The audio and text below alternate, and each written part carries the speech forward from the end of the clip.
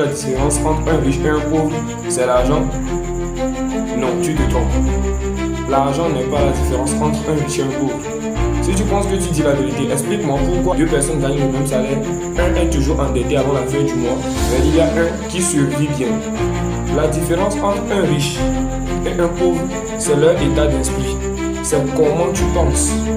Quand un pauvre voit un citron, le riche qui cherche de l'argent voit un citron aussi, mais il voit encore les graines qui sont dedans. Il va pouvoir semer, qui va pousser, qu'il va entretenir et qui va donner d'autres citrons qu'il pourra vendre. Quand le pauvre voit un problème, il panique. Le riche voit un problème, il essaie de le transformer en opportunité. Le pauvre, lui, il a des opportunités, mais il cherche juste une zone de confort. Quand le pauvre voit une très grosse opportunité, il y voit un danger à fuir absolument.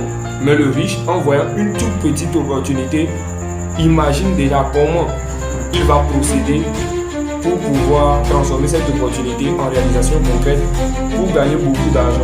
Le pauvre a toujours un mental de flemmard.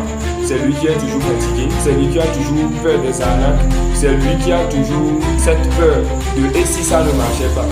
Le riche transforme ses peurs de « si ça ne marche pas » en motivation pour faire que ça marche.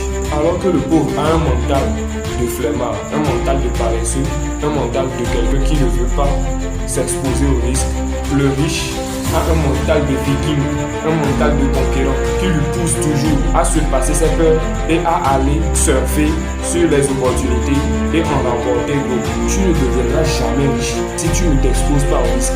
Tu ne deviendras jamais riche, même tu ne deviendras jamais rien si tu es toujours dans ta zone de confort. Sors de ta zone de confort.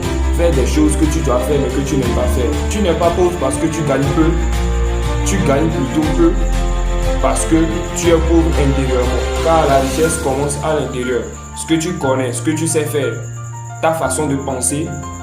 Et ensuite, ça se manifeste à l'extérieur. Donc jusqu'à ce jour, tu continues de penser que